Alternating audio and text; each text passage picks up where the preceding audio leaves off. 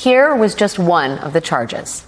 The judge, Mr. Weisselberg, it is alleged that you, together with the Trump Corporation, engaged in a scheme constituting a systematic ongoing course of conduct with intent to defraud more than one person and to obtain property from more than one person by false and fraudulent pretenses, representations, and promises, and so obtain property with a value in excess of $1,000 from one or more such persons, specifically the United States Internal Revenue Service, the New York State Department of Taxation and Finance, and the New York City Department of Finance. Is that true? The defendant. Yes, Your Honor.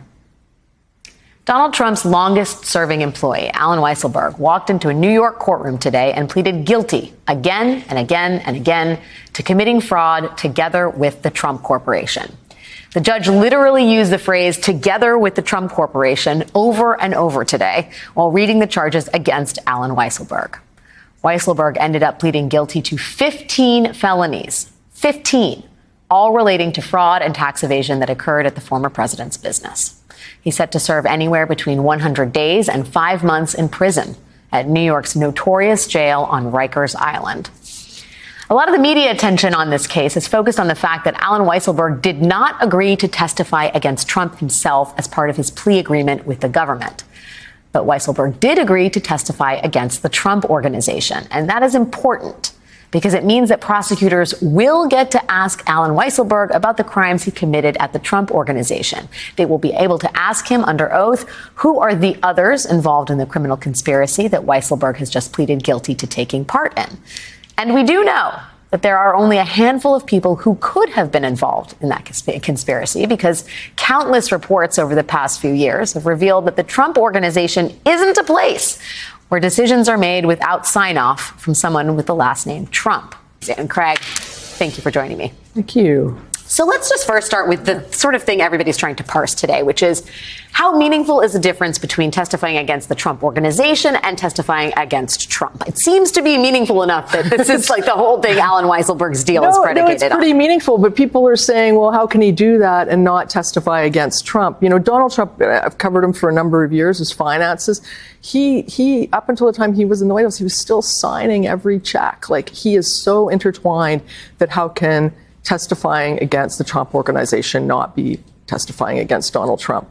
We're not really going to know how that goes until October, if it does go to trial and it doesn't settle. I imagine what it's going to go is Donald Trump was all for these perks and, you know, said, take a car and you can have one for your wife. These are some of the things that Allen Weisselberg was accused and pleaded in court today about doing.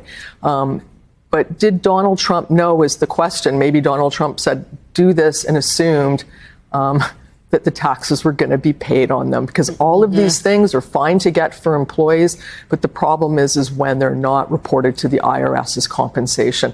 So I think that if I'm imagining how that's going to go, it's going to be a case of he didn't know. And there's no paper trail that probably shows that he did know.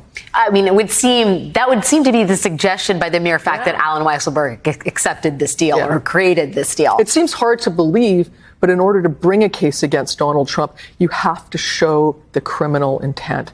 And if he's not willing to testify and say the boss knew, then he is going to say, you know, it's kind of an I alone did it. And there may be a few other people that he mentions, but he's going to say, I was responsible and it was my fault. And then that's going to hit the Trump Organization pretty hard if it goes to trial, and a jury is going to hear that.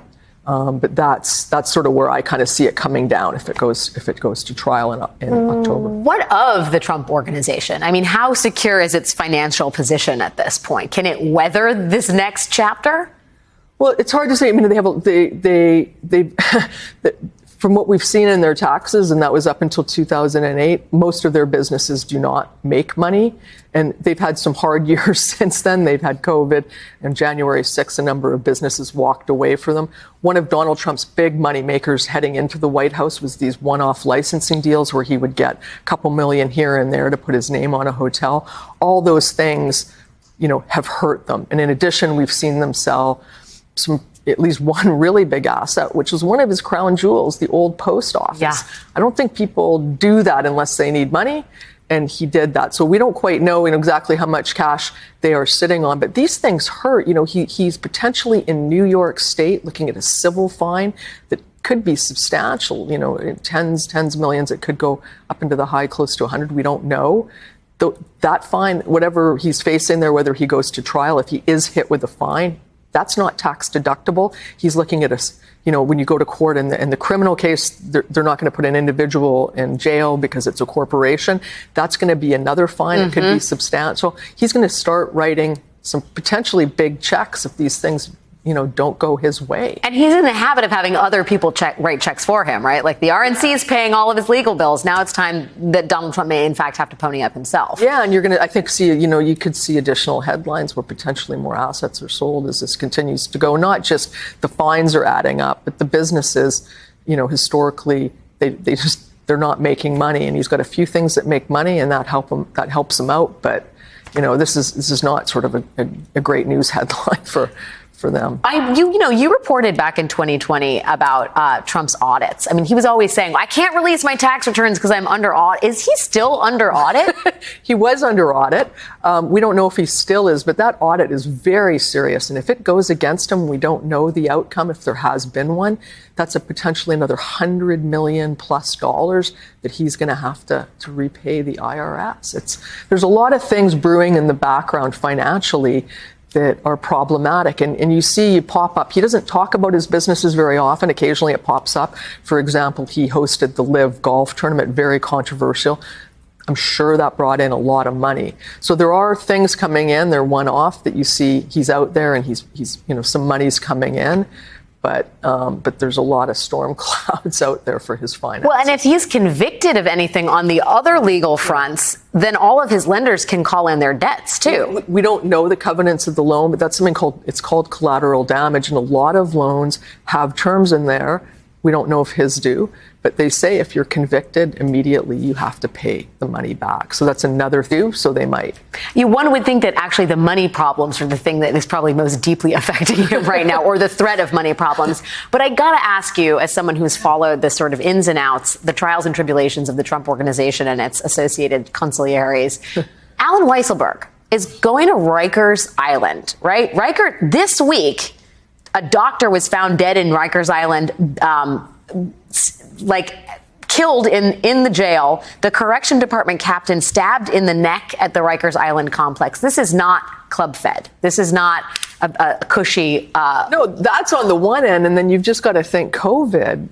Right. I mean, it's just there's a lot of serious. Are you surprised that he's going to jail for Trump effectively? I think it's a pretty good deal for him. I think only, when I think about sort of the calculation he made, did he want to go to trial and face that and just have it continue to linger? Or could he get this deal? And with good behavior, he'll be out in 100 days.